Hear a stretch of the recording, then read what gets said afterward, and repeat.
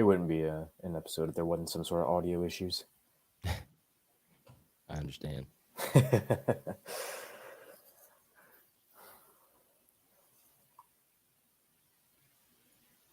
mute on Discord here. Colin, I can't hear you at all in Streamlabs. Neither could Austin.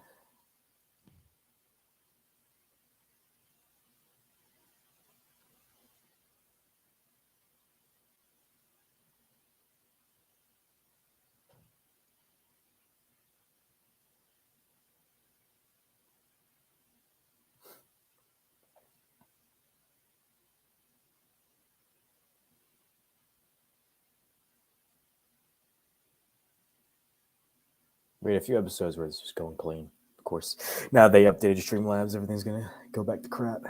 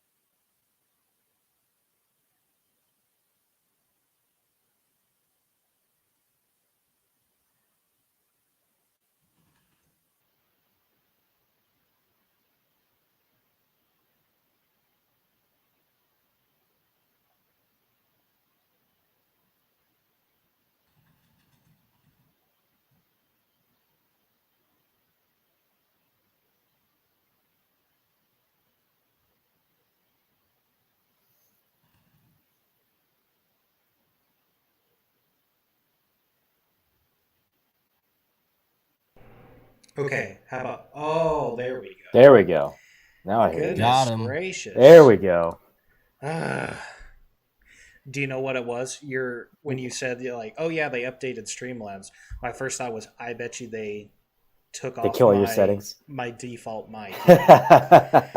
Goodness, I'm so sorry, Austin. This is very typical for us, unfortunately. Well, hey, I think we're good to go now. All right. Austin, you gave me a mic check earlier. Do you mind giving me another one just in case? Mic check 1, 2. That's perfect. All right. Cool. Beautiful. Levels. Well, hey,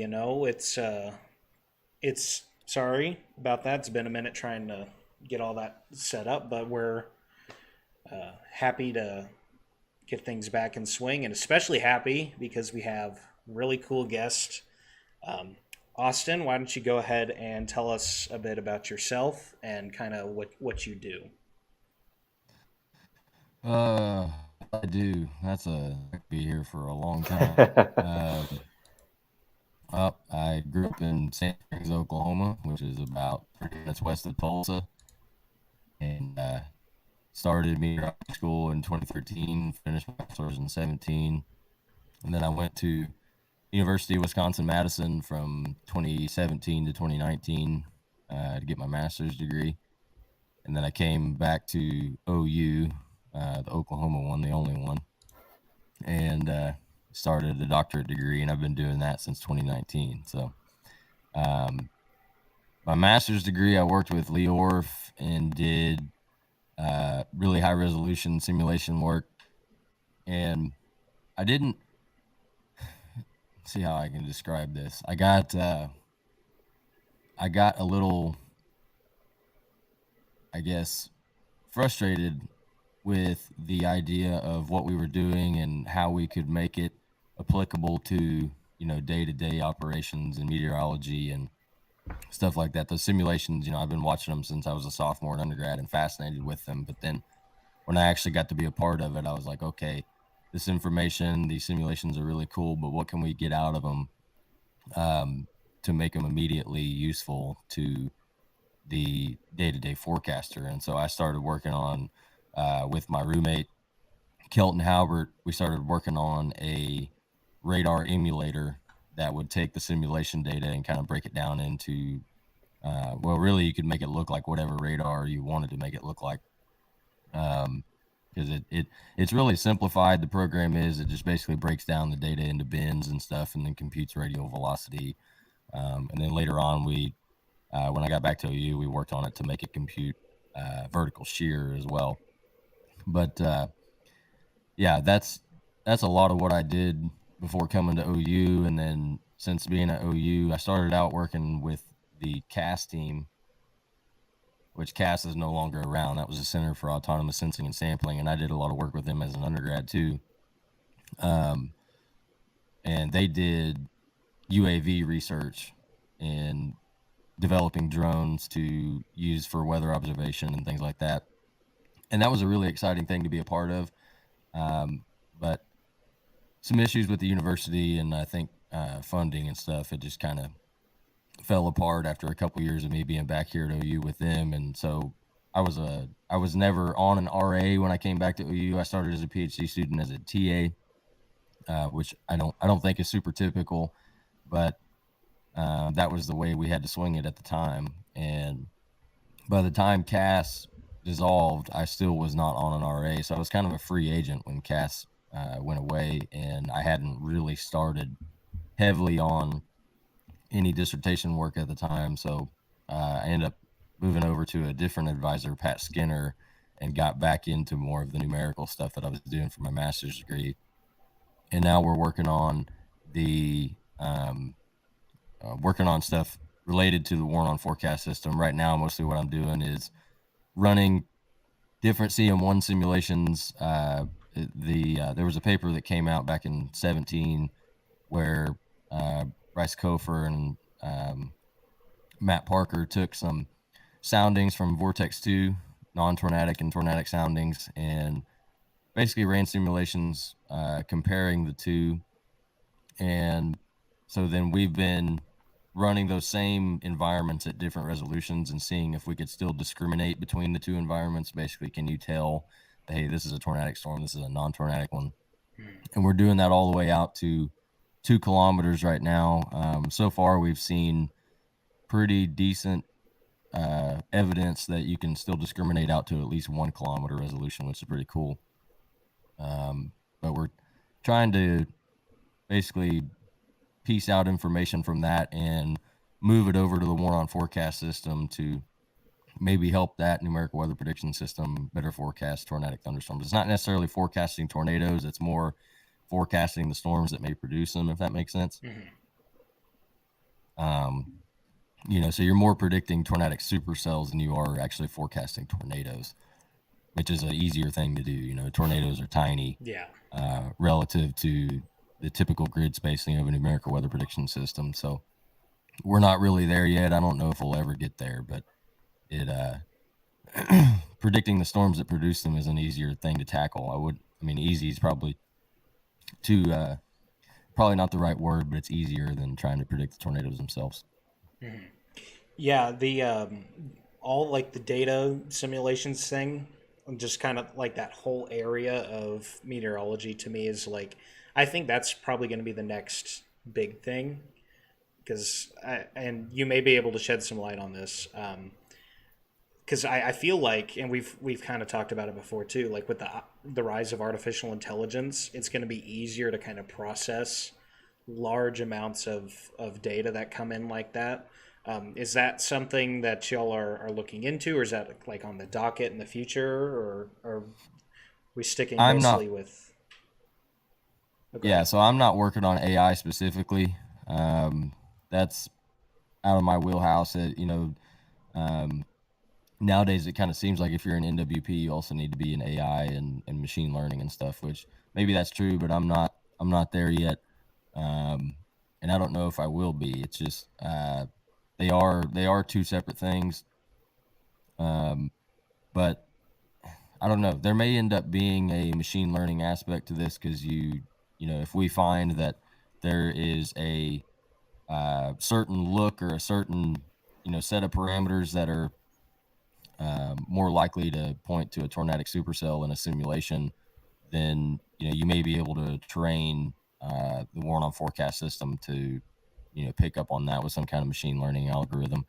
But we're not really looking at going there yet. I mean, that may be somewhere we go down the line, but right now it's just trying to figure out, okay, which environments are going to be tornadic in these simulations and which ones aren't.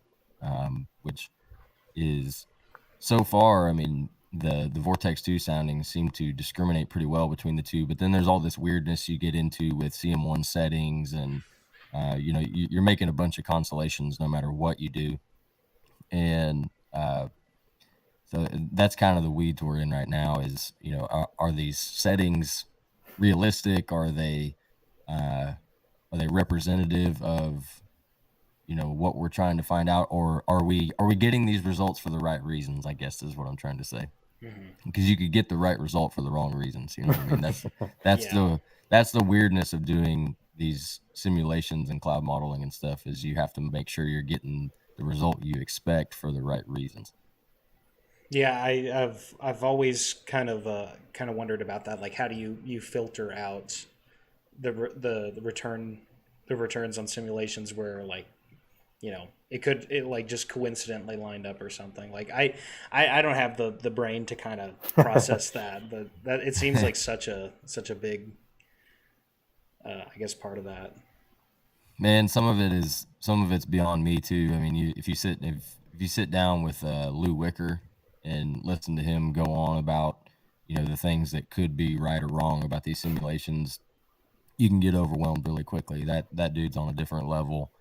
He's been doing this kind of stuff for his entire career, and he's gone as deep as you can possibly go, I think, into some of these, some of the code and some of the infrastructure of these simulations. But I'm still learning, and I don't want to call myself an NWP expert by any means, or even a CM1 expert for that matter. I mean, uh, it has been interesting the last few years. You're seeing a lot more people start to do CM1 experiments. When I started my master's degree, there was only a handful of groups doing it, and so I think at one time, I was maybe a part of a smaller group of people that were doing that kind of work, but then it's expanded quite a bit in the last 4 or 5 years. You're starting to see a lot more papers come out with CM1 simulations, and I wouldn't doubt if Lee's work has had something to do with that, but um, that there were people doing CM1 stuff before Lee too, so you can argue it either way, but it's an interesting world being in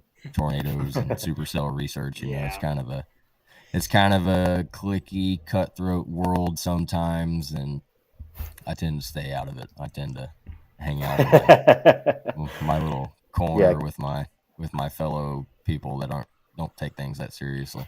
I yeah. think I can speak for both of us when I say we try and stay out of that too. Oh We're yeah. pretty. But yeah, on your point, I can tell you that from the amount of time I spent with last year's first year students at Penn State, I think almost all of them are using CM1 for almost everything they're doing now. It's kind of wild how much it's kind of blown up, like you said. Yeah, well, it's such a great model that's really easy to use once you Mm, kind of, because the name list has a great readme, the description of how to use mm. all the settings and stuff and what they do. It's actually really good compared to a lot of other tools out there. It was built with widespread use in mind, which um, in my experience, not everything in the coding world is that way by any means. I mean, even the code I've written on GitHub and stuff technically open source. In fact, this paper that's in its second round of reviews right now, hopefully it gets published this time around. They asked to put out the code that we use to do this, radar emulator stuff. And I'm like, man, I could, but I don't know if anybody could use it without me holding it. It's still kind of messy at the moment, and I know how it works, but it needs a lot of back end, tidying up to really get to the point where a lot of other people could use it without really banging their head against the wall. I want to take a minute to pull up an example of these simulations. I'm actually, if it's okay with you, I want to use your pinned tweet on the SVC simulation here. So I'm going to go ahead and switch that over. And yeah, so this is what you're talking about when you talk about simulations. What kind of exactly is this particular simulation demonstrating for folks?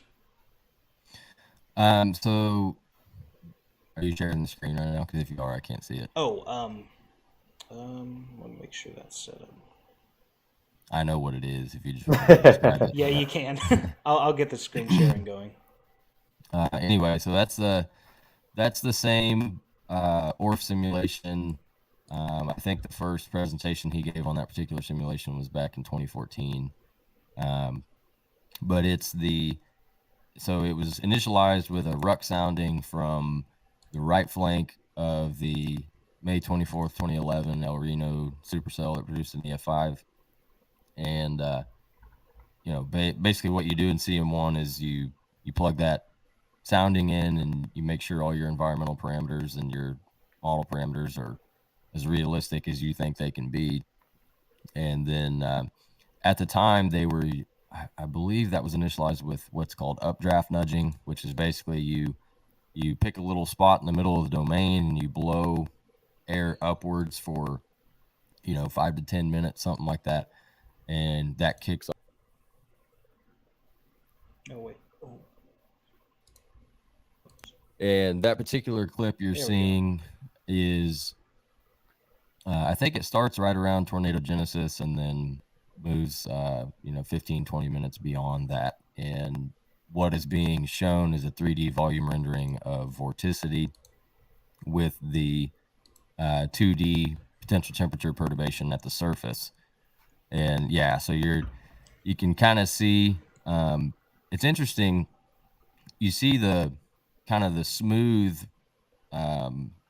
tube-like structure that goes out into the warmer air, and there's almost like two vorticity currents that are being shown here. The real, I guess, definition type SVC is more that current of stuff that's moving right there along the gradient of potential temperature.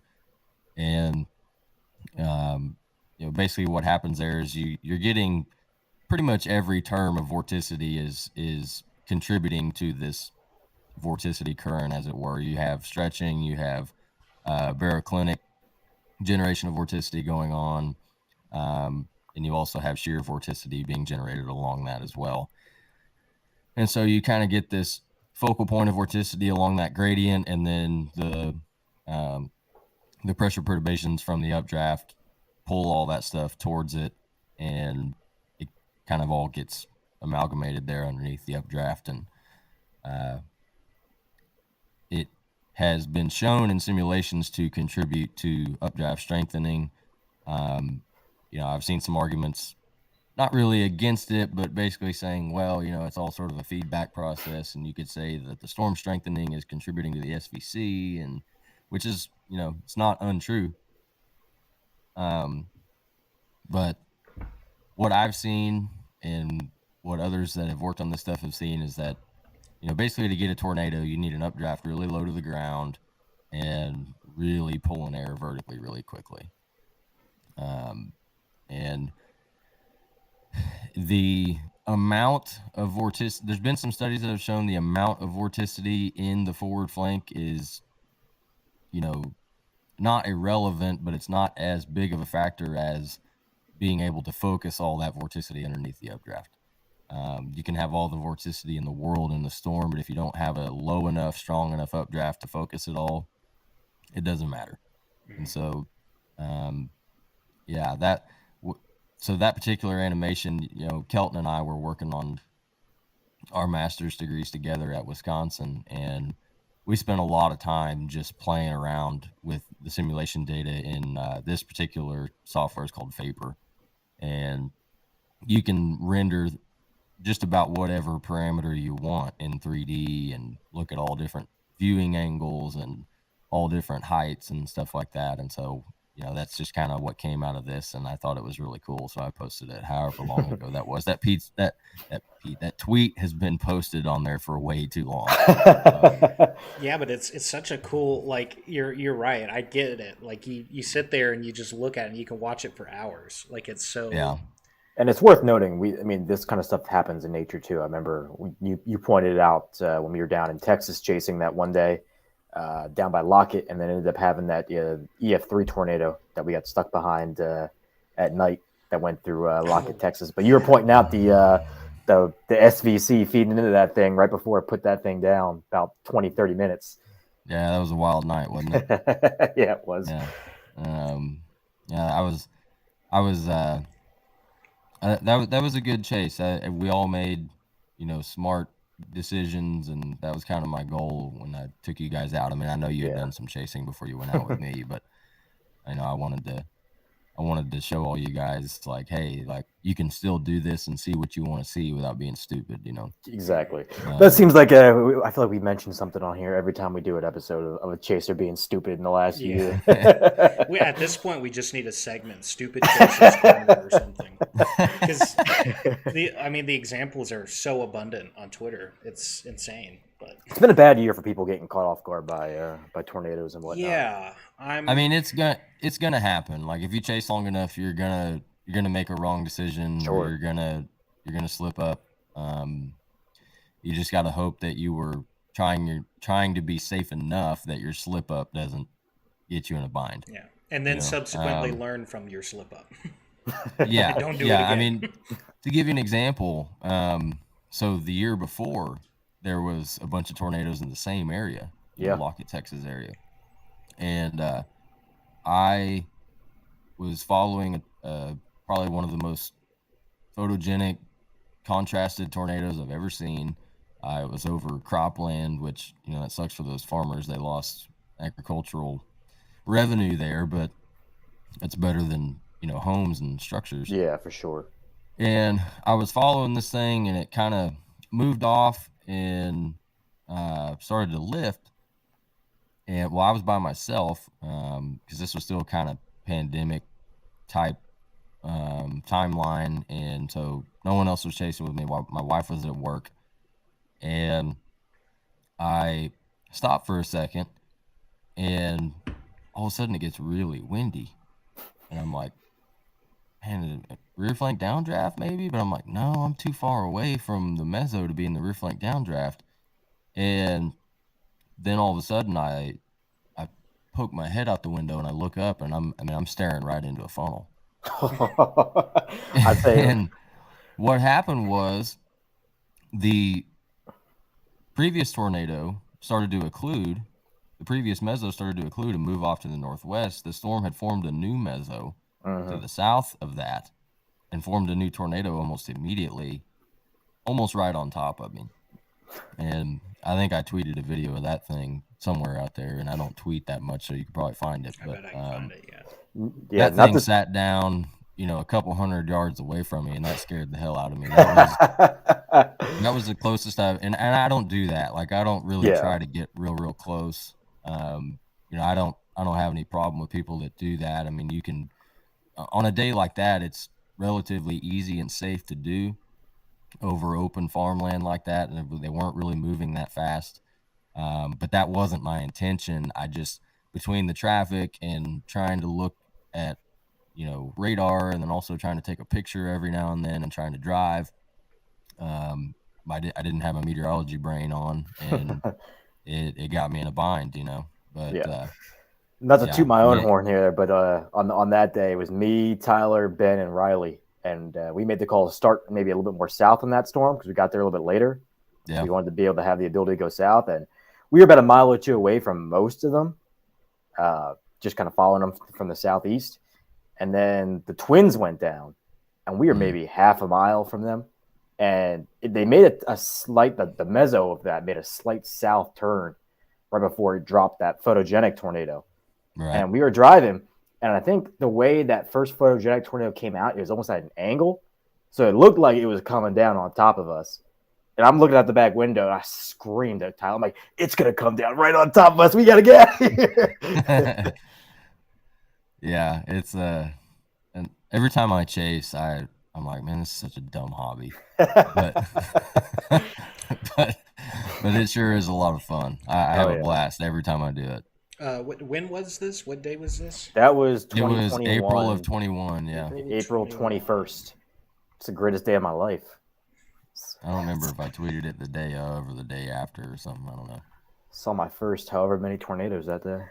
I think some people stay up till like 3 o'clock in the morning the night of a chase so they can get their footage out there and maybe get $50 off of it. But I'm not that guy. Yeah, no. I've still got a ton of footage from that day that I meant to post on YouTube and I never got around to it. Oh, my footage from that day is just awful. It's shaky, handheld. I'm screaming in the background because I'm losing my mind. Was that your first tornado? Yeah, that was the hell of a day to get your first tornadoes. Yeah, that was a great day. I kind of got lucky like that too. My first tornado was the May 6th, 2015 tornado that went through Bridge Creek, and it was really big, like wedge tornadoes. Rain wrap most of the time, but when we did actually get a visual on it, I was like, you don't know how big they are until you see them, you know. And yeah. That was an example of some of the biggest you'll ever see. I think it was over a mile or just under a mile, something like that. And, you know, when we got to a point where we could see it, it was like it took up almost the whole horizon, you know. It was just like, Jesus Christ. That's wild. At least that's what I remember. That may be hyperbolic. I'm not sure. At the time, it felt like that, you know. Tell you what, Oklahoma's been kind of, at least this year, it's kind of a resurgence for tornadoes in Oklahoma this year, at least around the Norman area. Everyone was kind of surprised by that. I'm not seeing it. Sorry. Can't find it? No, that's all good. Couldn't. Actually, I went through all of April and I couldn't see it. Here, I might be able to share it. I've got it pulled up. Oh, okay, cool. Man, I need to get back out to the plains. I have not. We were going to go storm chase, I think it was last Friday, and just the setup, it was a marginal setup at best to begin with, and then it just completely fell apart the morning of. Dude, I'm telling you, come visit me in Lubbock. Dude, I'm getting back out there. We may have to go heat dome chasing, but Can you guys see this thing I'm sharing? Yeah, that's a hell of a shot. Did you send that to Discord or? I think he's sharing it just on Streamlabs. Oh, okay. Yeah, I got to figure out how to pull that up. It hits a metal shop here in just a second. Yeah, I think we're probably about a mile down the road behind you at this point, maybe even less. Because we had a better shot. I wish I was where you guys were. Because I mean, look at me shaking the camera. I was scared. Is this the one? Is this the one that had the rainbow, or is this the one before it? Yeah, it had the rainbow. Okay, right after this. Yeah. So we're about probably half a mile behind the road, behind you on the road. I remember seeing some chases were almost right inside the debris field of this thing. Dude, Here we go.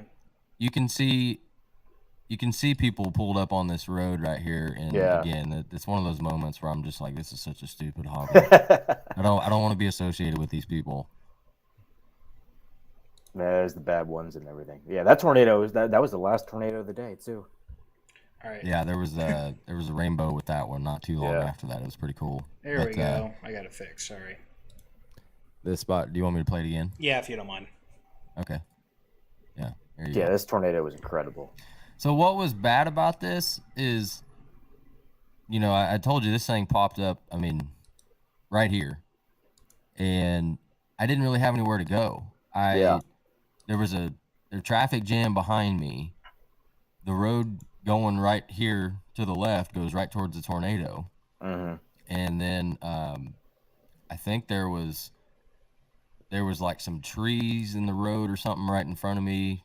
I was pretty much stuck where I was, and that just made it even worse. But Yeah, man, I when it forgot. hits that That's shop, the noise, that was the thing that um, really impressed me, left a mark on me, I guess you could say, is that was the first time I had been that close to a tornado throwing debris around like that. And that noise was unreal. A train, like a train, yeah, size with the guys.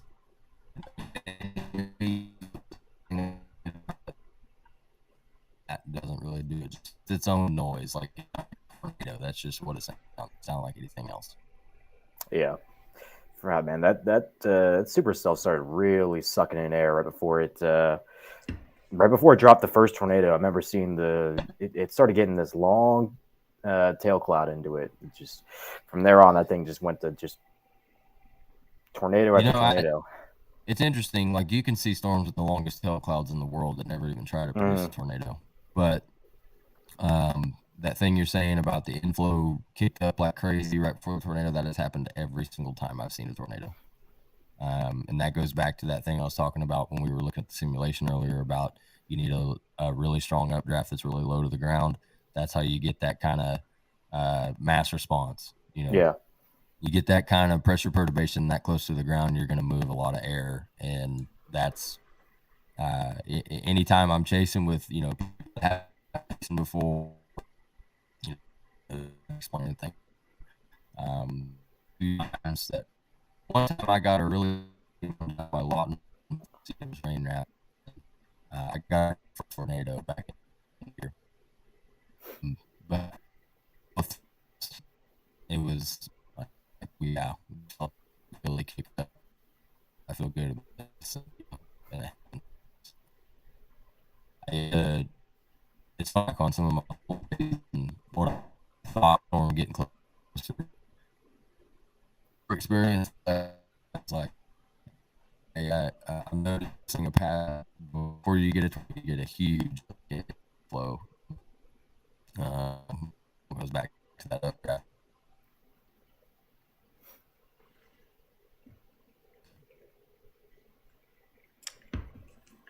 So, I guess a good well, I don't. I'm not entirely sure how to kind of transition to it. So I guess we can just hop right to it. You also are pretty busy when you're not doing lots and lots of work, and you have a pretty interesting other thing going on that I'll let you talk about just a bit. What other thing is that?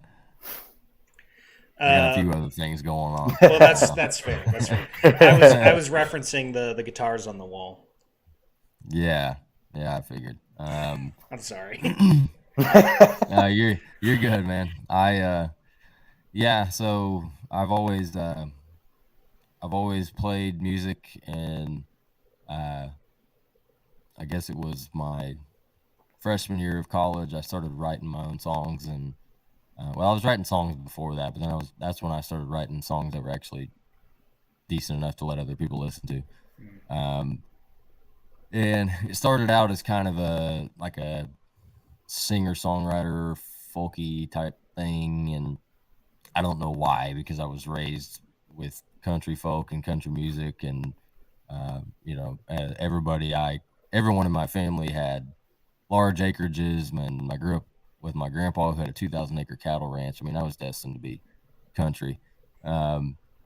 But it was probably my sophomore or junior year of college when I finally was like, okay, it's time to write country music. That's what, you've got a deep voice, and that's what and that's what we're going to do. But it wasn't until I think I started my doctorate degree that I started, really leaning into it more. And I think it was a year and a half, maybe 2 years ago, I played my first paid gig at a little bar in Yale, Oklahoma, which is middle of nowhere.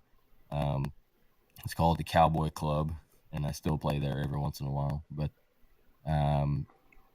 probably about 8-9 months following that, I started posting stuff on social media, posting cover songs and doing little clips on TikTok and Facebook and stuff. And then, you know, I got lucky on TikTok one day and had a video take off. And then from there, a lot of people started requesting songs, and so I would respond to those requests with more videos. Um, and next thing I knew, you know, we were doing what do you call it? We were content creators, you know. For Influencers. those who don't know, he's got 124,000 followers on Yeah. TikTok. Yeah.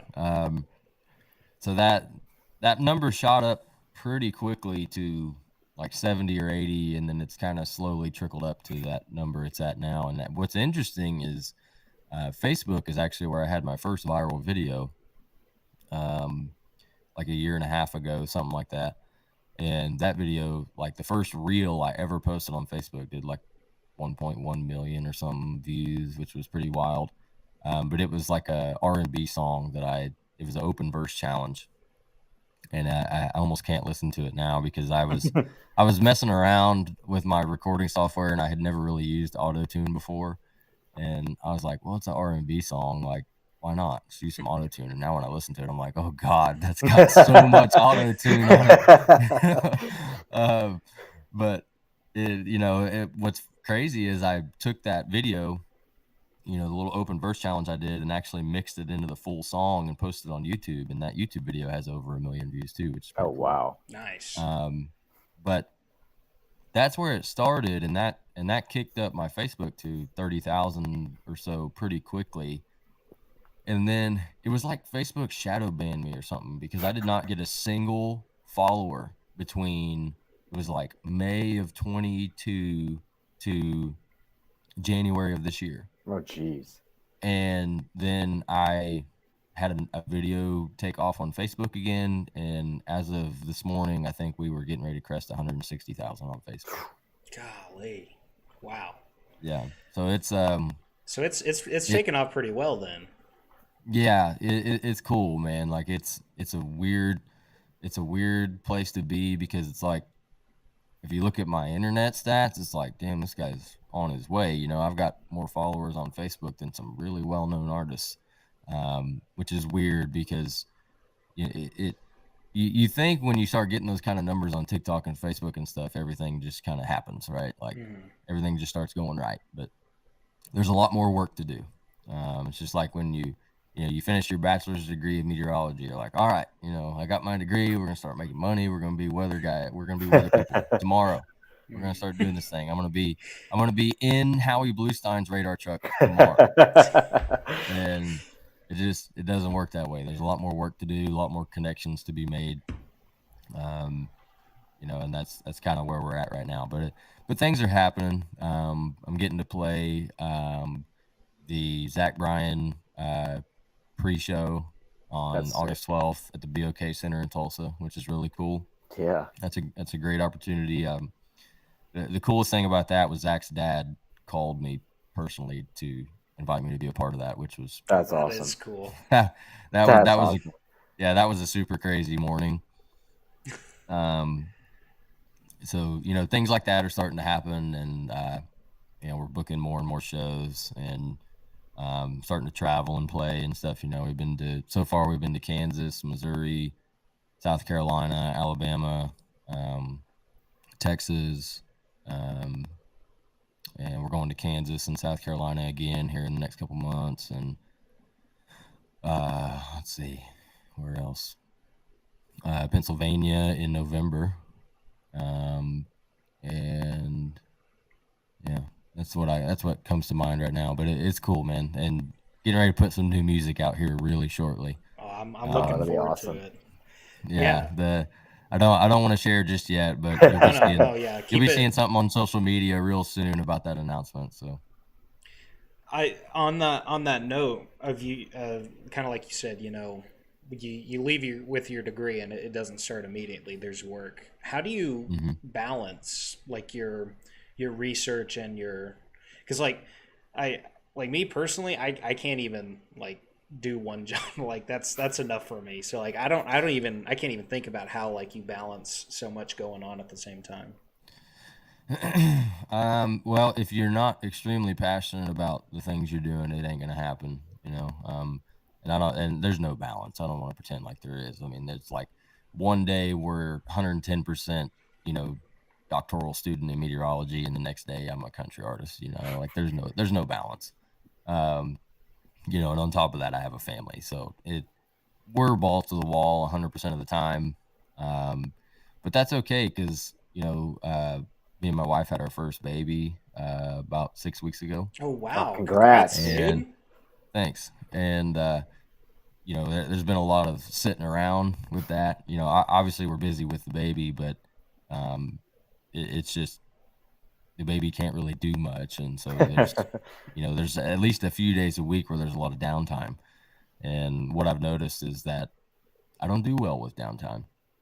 And my wife really doesn't either. My wife's going crazy, but uh, that's just kind of the way we roll is balls to the wall, and that's the way we're making this thing happen. I mean, I always tell people I've got multiple irons in the fire, and hopefully one of them turns into a sword. Um, that's kind of the way we're rolling right now. I mean, um, the meteorology thing is, there's nothing really keeping me from doing it. I mean, I just finished my last class as a TA. I'm actually officially an RA starting in the fall, finally. Only took 4 years. But that's kind of taken some weight off my shoulders, with even if you're just a grader for a class, it's a lot of work. Yeah. Especially doing synoptic and things like that. That's a lot of work to grade. But that's going to free up a little bit more time for me, and we're just taking it day by day. You do a little bit of each thing every day, and right now, like I said, we're getting ready for the music release and stuff, getting everything straightened out for that, and putting together making sure all the royalties are going to the right places when it comes out, and getting everything registered with the right what do they call them, performing rights organizations and stuff. Like if your music gets played on the radio and things like that, they have to report it at certain stations, and you have to have all that stuff registered or it doesn't happen. So that's what we've been working on lately. And my advisor Pat, he knows we just had a baby, so I'm kind of sort of on paternity leave at the moment. But starting in August, we'll kick things back up on the meteorology front. So you're an RA now. How you were 4 years TA? Yeah. Yeah. Which is, Yeah, again, you were I think that's unusual. our entire time there. Yeah. Yeah. I took you guys all the way through graduation, and then I did another full year, I think, on top of that. So, Dang. Man, I feel like I'm the only person in the world who's like excited to potentially TA a class this year. Dude, I loved it when I first started. I loved it. Like, the intro labs were a blast to TA for, and you guys were a good group. Everybody was really excited and receptive, and they kind of, I don't know if they did it because I had more experience or if it just was what the school needed, but they just slowly put me in more and more boring classes to teach. Wow. And That's a shame because that intro class was so much fun. I loved that. Oh, it was class. great. It really was. Well, thank you guys. And if I could have taught that class for the whole 4 year period, I would have, because I loved it.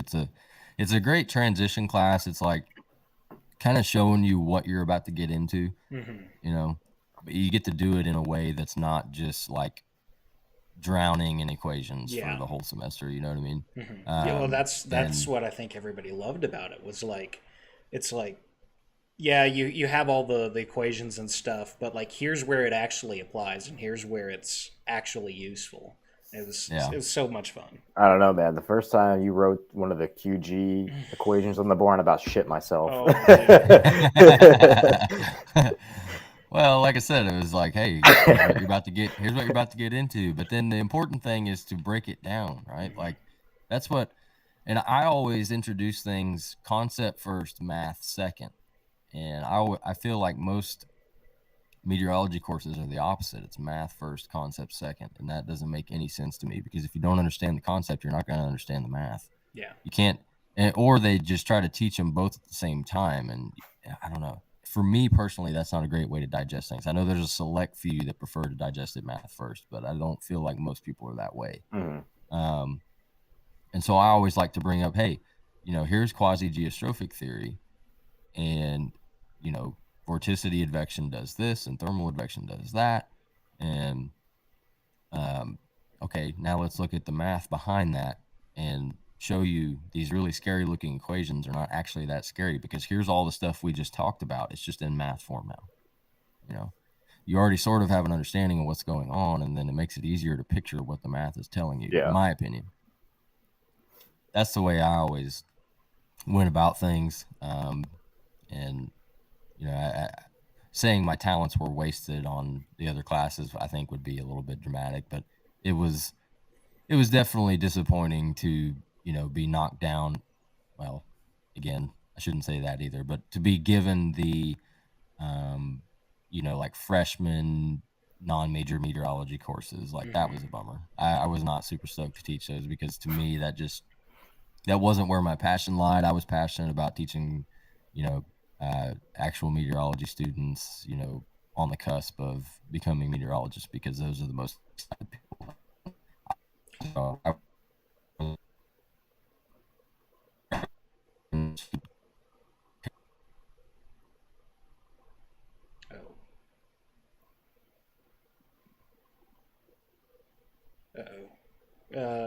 Oh, there he is. Nobody cut Yeah, out you there? cut out for a second. That's okay though. You're back.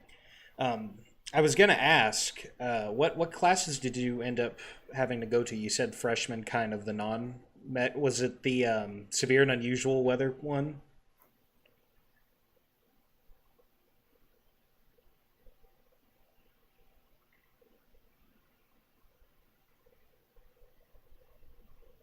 You might still be cut out here. Uh-oh.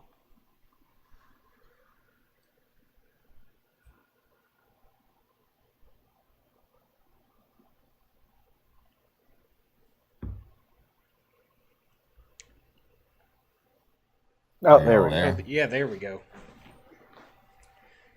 I don't know what happened. It's okay. Our stream's so buggy all the time. Hear me now? Yes, yes. Okay. So, I taught 23.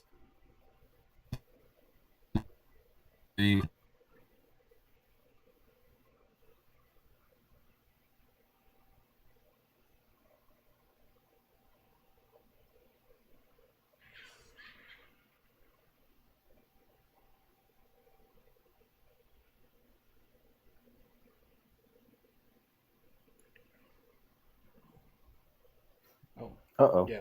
He cut out. All right. Well, I'm gonna switch it over to the 2 box real quick, and we'll see if we can get Austin back on here.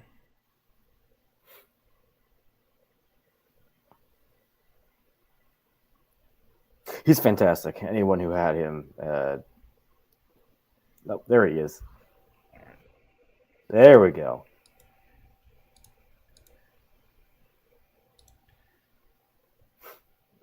You hear me? Yes. We're Good. back. All Yeah, right. it should be good now. Can you hear me? Yes. Yeah. All right, sweet.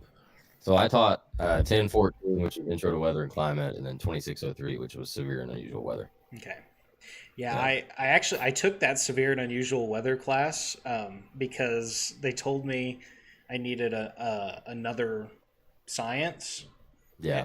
that didn't fall into the degree thing. I was like, oh, I'll just take this one. And I took it, and they're like, oh no, you need one that wasn't that. I was like, oh. So you took the class anyway, and they Yes. didn't count it. Yep. I don't remember who taught that one when I did it. No, I took it. I took it No, when Amanda Austin Murphy? TA'd it. Might have been Amanda maybe, Murphy. maybe. Yeah, because she taught it before I did. And then I think Francesca may have taught it for 2 or 3 semesters. But anyway, yeah, I did those, and then I did statistical meteorology and synoptic. Obviously, you guys know that. And then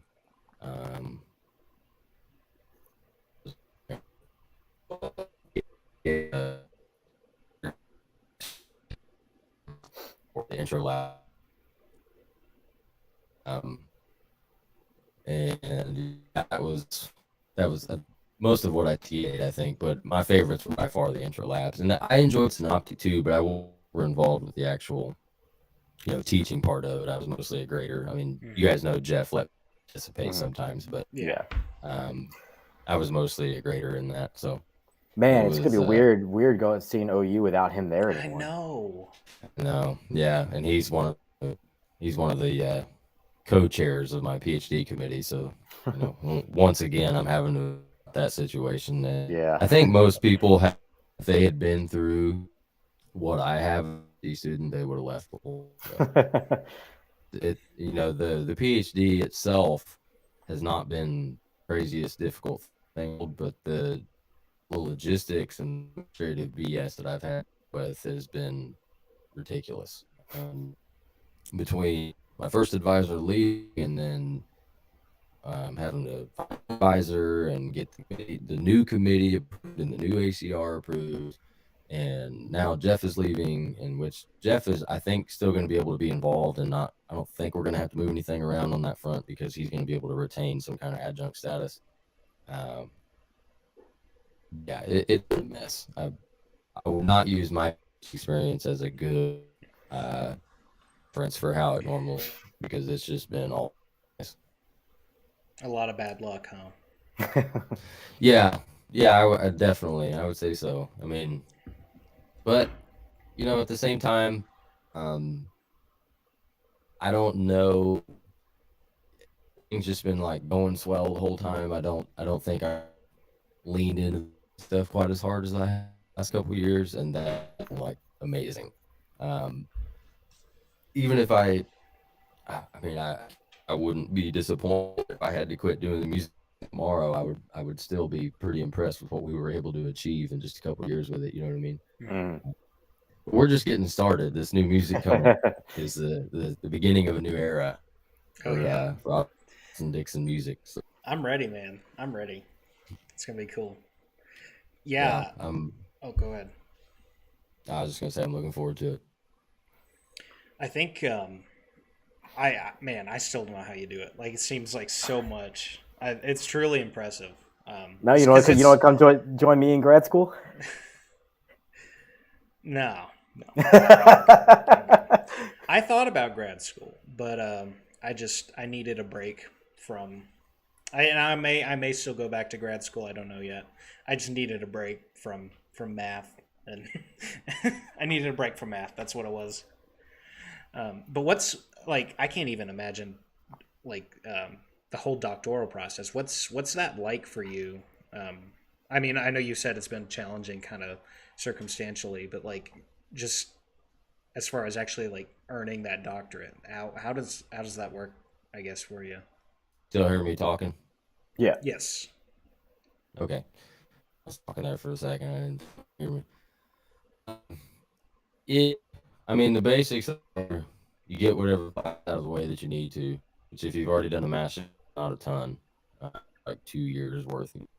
And then there you form your committee somewhere along the way, which has to consist of 3 members of the school, and then I think that's all that's like really required. 3 members of the school and then 1 outside member, which is like someone from a different department, like engineering or geology or something. I don't know. It just any other department. And then from there, anybody else you have on the committee is just up to you. For me, I have Homeyer, Scott Selesky, Jeff, Pat Skinner, and Lee Orff. And then my outside member is from civil engineering. So you have that, and then they all get together and come up with a question, which you have 30 days to answer for your general exam, which I'll be doing in the fall. Should have had, but because worked out, that's just not happening. You just got to get nation worked up and too many that you do. Turn in a paper, the oral defense, which to the oral defense, you've done the work, and unless you just completely eat your own foot in the actual oral defense part, you're pretty much done. Um, most of the time after the oral defense, you'll have some revisions to make to the paper you submit, but then you get a couple of published, and the ideal scenario is that you write a couple papers, get them published, and you just sort of tie those together for your dissertation. Um, that's a roadmap I think people. Opinion grad school is compared to undergrad. Like so at the time, if someone offered $1 to do my bachelor, I'm gonna go shove it. Like I don't money. I will again. I hated it. The degree I wanted, but the experience was so stressful, and I will again. But grad school is way more laid back. You'll have a master or two in grad that'll your ass a little. Most part, it's way more laid back. Everyone treats you like a colleague of a student, and everyone's pretty. If you're having issues in a class, just walk into the professor's office, dude. Like, I'm not getting this. Everybody's chill, and most professors are not willing to fail a grad student unless they really deserve it. And failing in grad school is a C. So in grad school, B's get degrees. But for me, it was a way more relaxed process. I really enjoyed my master's degree, and if it wasn't for all the BS that's happened in my PhD, I would have really enjoyed the PhD. But I would tell people if they're thinking about grad school, just do it, and if you end up hating it a year into it, then quit. But if there's no reason to not give it a shot, in my opinion, if you have the credentials to get in. Yeah, it's it kind of blew my mind how many like research opportunities open up as soon as you kind of get through undergrad. Like, I guess I didn't really realize, just how much available there is in that sense. Like to be a master's student. Yeah. There's, especially if you're not pigeonholed. Mm-hmm. Me personally, I was not willing to do anything outside of thunderstorms. It's kind of how I was, so I got really lucky getting in here. Well, so did I. Like I got the dream opportunity of a lifetime to go work for Lee, and I'll never take that for granted. I told Lee that on graduation day. Thank you for this.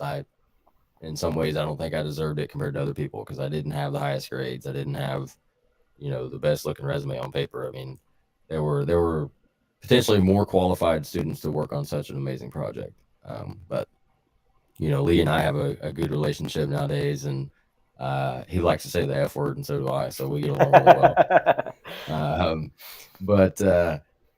But yeah, it's been a cool experience. I mean, I've done way more than I thought I would ever do. Like, young me never dreamed of getting beyond a bachelor's degree. I didn't even realize that was something you needed to do. It's not something you need to do, but for me, it was something I needed to do. Decided I needed to do. So by the time I finished the master's degree, I was like, man, this is already just gravy on top of what I set out to do, and anything beyond this is more than that. So I'm pretty proud of what I've been able to do because, like I said, I wasn't that perfect student. I mean, I struggled to stay above a 3.0 for my entire bachelor's degree. I think I graduated with just under a 3.3. That was me. Yeah. My first semester I made like a 2.6 or something and clawed my way back out of that for the rest of my bachelor's degree, and so to be sitting here as a PhD student today with at least a sliver of credibility in the severe storm research world, I can be pretty proud of that for sure. Well, hey, I'd say you had more than the sliver. Like, you're pretty well known, I think, at least among the OU crowd. But like the the research, I genuinely think the research of like those simulations, I really think that's going to be the next big thing. I think you're on the forefront of something, would be my guess. Yeah, I'm pretty excited about what we're doing for my dissertation. It seems like it's important work, you know. Even if we get a null result out of it, that's a pill Mhm. I've had to swallow as a researcher, is that even if you get a result that's, not what you hoped it would be, it's still a result. Yeah. Um, the radar emulator paper that we're publishing, the conclusion of it is basically you need a storm right next to the radar at the perfect angle to be able to see an SVC with a radar. Um, that's a lot of the meat of the conclusion of that paper. And that's disappointing because, you hope that you could just be able to point a radar at a storm, and if you know what you're looking for, there's an SVC there. Um, but that's not the case. It's never that simple. But that was still an important thing to put out there to let forecasters know, hey, there's only very select few situations where you're actually going to be able to observe this thing. Hmm. So, at least that's what our work shows. And we did it all simulated, emulated, however you want to describe it. And there's another guy, Bruce Lee, who is working on a similar thing, but with actual observed radar data. And it'll be really interesting to see how well his results correlate with ours. And there's a chance they don't correlate at all. And if that's true, cool. It's still a result. You know what I mean? Hmm. Any result is helpful, I guess. Yeah. Um, and it was also gratifying to go through the peer review process and not have these people just say, "Hey, you're an idiot. You need to go back to the drawing board. This is garbage. You suck." That, because when you submit it, that's kind of what you feel like is going to happen, or at least I Hmm. did. I was like, it's sort of that whole imposter syndrome thing. Like Ooh, they're yeah. going to find out I've been faking this the whole time when they read this paper. I just got a shiver thinking of the PTSD I have from our capstone peer Oh review. gosh. Oh gosh. We got That went eviscerated. surprisingly well. We got a I got. You did really? Yeah, we got I feel like eviscerated. my groups went surprisingly well. Oh man, I've got a great capstone story. Oh, go for it. I'm not going to name who our advisor was, but he was he's a very well established, very decorated member of the Weather Service. Has worked in just about every position you possibly can in the Weather Service, and he was at OU at the time. And the first iteration of our poster that we brought to him, I mean, he chewed our ass. It was me and my buddy Dan Cornish, who I graduated with. He's a forecaster at NWS Gaylord, Michigan now. And he absolutely reamed us for like 20 minutes. And then he said, I'm going to go take a shower, and this better be sorted out when I get back. And thinking back on it now, I'm kind of like, or what? But, Yeah. at the time we were like, oh shit. And so we got it sorted out. But it was a good experience, I would say, for the most part, because I don't want to say we phoned it in, but we didn't know like what the standard was for a Mhm. poster. And I think some other people may have potentially crumbled in that situation. But I grew up in an environment where if you screwed up, you got a stern talking to like that, and so it didn't really bother me too much. But it nowadays when I make a poster, I remember that conversation every time, and I'm always like doing everything I can to make it look clean. Was it just like the letters and formatting and stuff and font and It whatnot? it was mostly formatting. Like, it was in this guy's eyes, it was messy. Hmm. And if you knew this guy, like, messy is not in his vocabulary. Um, I think if there's a picture of OCD somewhere out there, this guy's face is next to it, but um, or a definition rather. But yeah, no, I mean, it was a good experience, and he was a good advisor. He was just very, very cutthroat through the whole experience. It had to be tip top. Um, but yeah, it was, that I don't know. Honestly, it like I said, it worked out for the better, because nowadays when I make a poster, I put as little text on it as possible. I put big figures and words of text, I'm talking about present, so that I sit there and read the. I think that's a way everybody, in my opinion, you should have as many figures, or at least as many to illustrate your point, and maybe a few little blurbs of text. They don't necessarily, kind of have bullet points of. If, if you guys have ever been to, you've done the section at the Weather Center. All these conferences you go to, there are people that don't. They just come by and look at it. Mm-hmm. And if I'm there next to the want to talk about it, on them for not getting information out of it. But in my opinion, you need all of your illustrations on there big and bold. You do the talking. Yeah. But Yeah. that's the style. There's no guideline for how you're supposed to do things. But I do my talks that way too. I don't usually put a lot of text in my talks. I may, at the end of the presentation, I may have a couple slides where it's mostly text just to make sure I hit all the points. Because if you get, like, I tend to just ramble for 12 minutes and then it's my conclusion to hit all the points I want to hit there to remember. But then I take figures and stuff and text. But actually, in my my annual, what is it, seminar every year at the, when you're a PhD student, you have to do a seminar and basically just give a, or maybe it's 30-minute talk.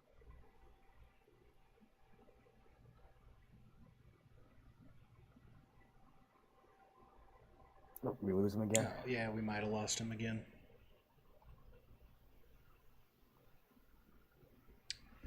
Let's see.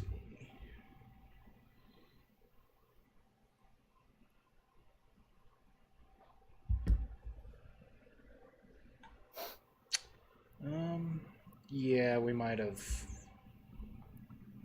Oh, There we go. Yeah, I know. Wouldn't be like I said, it wouldn't be a day if something didn't go wrong. is he back in? Yeah, he's back. Oh, it's not showing.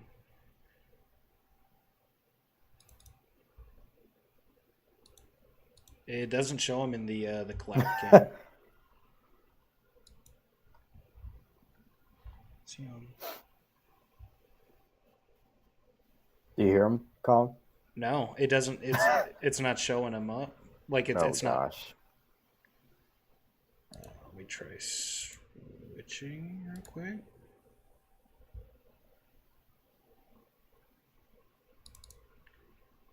Yeah, when I open the collab cam, it's just you.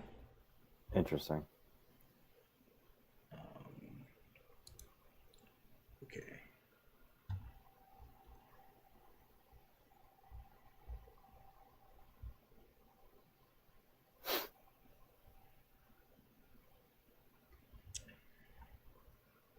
I guess, Austin, if you can hear me, go ahead and close out Streamlabs altogether and then click that link again and see if that'll. All right, he just left. Okay.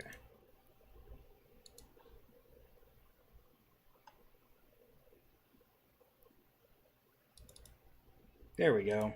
All right. Sorry about that. Very good. Can you hear me now? Yes. So what I was saying is, every year in my annual seminar, as a PhD student, you have to give a seminar every year in the Weather Center, and you just basically spend, it's either 15 or 30 minutes talking about whatever it is you're working on.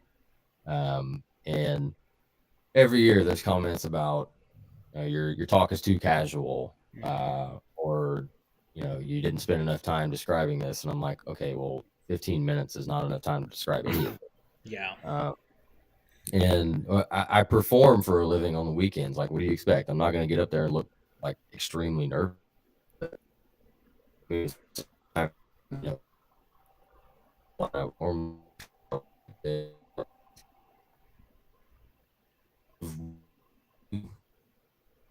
like I'm.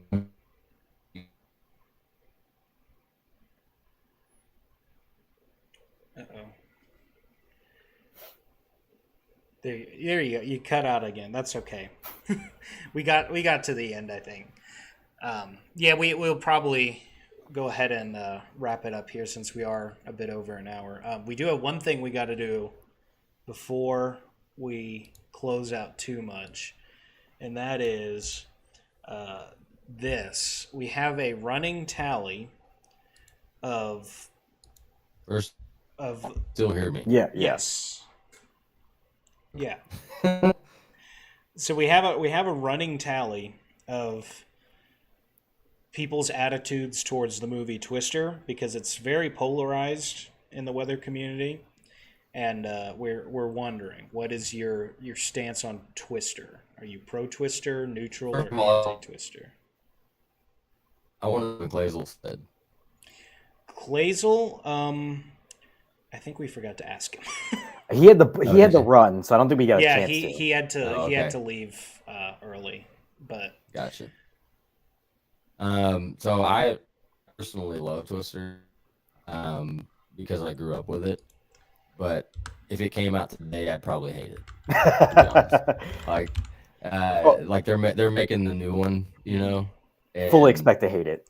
yeah, like I'm not stoked about it. But I'm not stoked about it for different reasons, I think. Like, I'm already aware of the fact that the science is probably not going to be what it needs to be and all that stuff. But all the main characters are dead, Yeah. except for Yeah. Helen Hunt. You Yeah. know, like Dusty and Bill are both dead. Yeah, the And I think, spotlights. is Aunt Meg's character, is she still around? Oh I gosh, I don't can't know. see how. She'd be I don't. I mean, she'd be pretty old if she was. She was. Yeah, I mean, that movie came out in '96 or '97, I think. Yeah. You know, so I mean, she was an older lady at the time. So, to me, it's just, I don't know. It's going to be hard for me to watch it without the essence of the old movie. Mhm. And I understand, from what I understand, the story is supposed to be it's like Bill and Helen's kid, and she's a grad student and all that stuff, which is cool. But they're going to be hitting a lot of points that I mean, that's my world we're talking about, like a grad Yeah. student studying tornadoes. You know, I mean, it has every possibility to be absolutely the epitome of something I'm going to hate. If the kid's also a country music singer, we'll have some questions. But yeah, I think I'm like you. I'm like, man, I don't know about a reboot, guys. Like, Yeah, but I won't lie. Like, they put out the casting call, and I submitted a picture. You know, so Oh, I would have can't- too. I was there. I- I would have. I can't say I'm not interested. And it's a movie about, you know, tornado scientists. Like, if I had an opportunity to be a part of it, I was going to give it a shot. But you know, at the same time, like I said, if the old movie came out today, I'd probably hate it just because of everything that is wrong about it. mm-hmm. They do a pretty good job. There's just a few parts that I like. You know, NSSL is saying this, blah blah blah. Like, NSSL doesn't talk to anybody. NSSL people barely talk to people in the weather center. You know, but I shouldn't say that. But it's a quiet group of folks for the most part, outside of their own community. Yeah. And then, you know, you have the cone of silence thing when they're up on the hill and the tornado dissipates for a second. It's the cone of silence.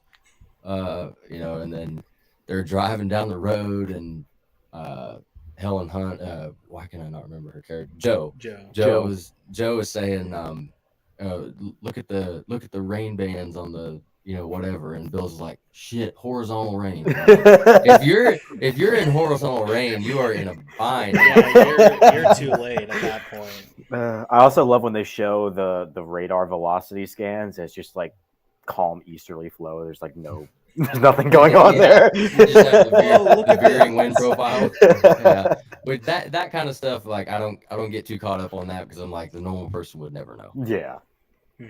But that's where they're showing on there, which it's pretty cool that they actually did that. Scene is with the cow, like the the three tornadoes just Yeah. roaring, or like they got the Fuji thing, pretty cool, but like that's the scene in the movie, and the rest of it I can deal with.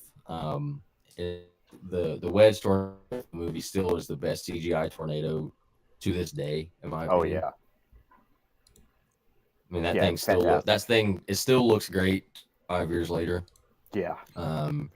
So there's a lot that I still love about that movie, and like the music. I mean, it still gets me excited to this day. Like sometimes when I'm working here in my office, I'll turn there's a video on YouTube. It's called Twister's Symphonic Suite, and it's just all of the symphonic music from the movie. Oh, that's awesome. Oh, Oh, I need to find that. Yeah, I'm looking that up after this. One of our songs, whenever we get close to a tornado warning storm, I always flip on the Van Halen song. Humans Just let it Being. roll. Humans Well, Being.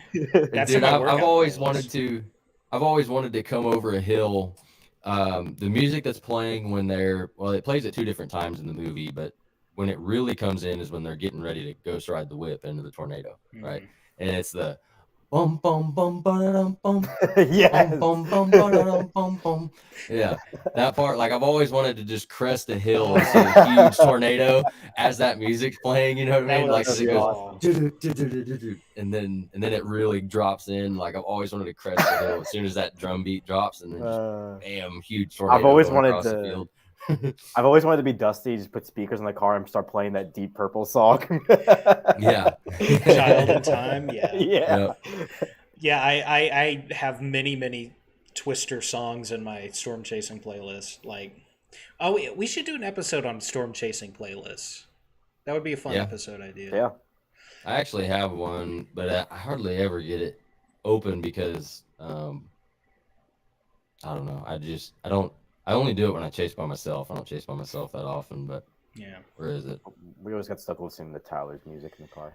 I tell you what, though, humans beings a great like workout song too. It is. I put the of course I put the Storm Chasers "Shot Down in the Blaze of Glory" song on there. Yeah. Honestly, in my opinion, "Humans Being" it's a terrible song. Like if it wasn't Twister, like I know, I don't think I would have ever listened to it because the verse is so annoying to me. Yeah. I know. I like probably one of the worst Van Halen songs ever made. But that chorus is money. Like, yeah.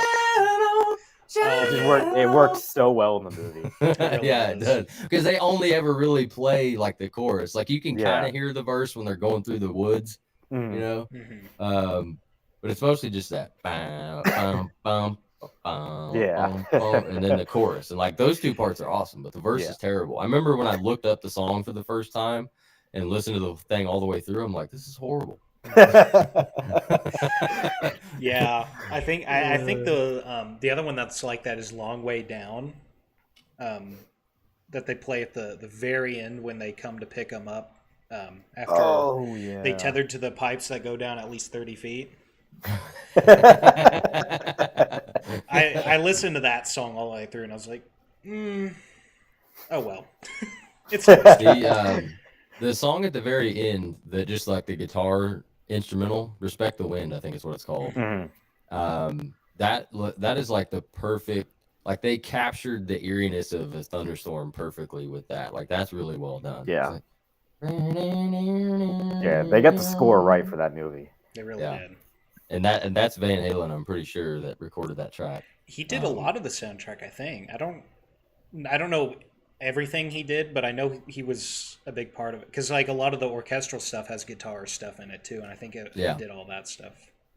The coolest thing I learned is a lot of the sound effects are actually like animal noises, like tigers and lions roaring and stuff. Like how all the tornadoes, they always sound like they're growling. Yeah. It's because they actually are. Like I heard the wedge, I think, was a mixture. I think it was a tiger, lion, and a jet engine mixed together, or something like that.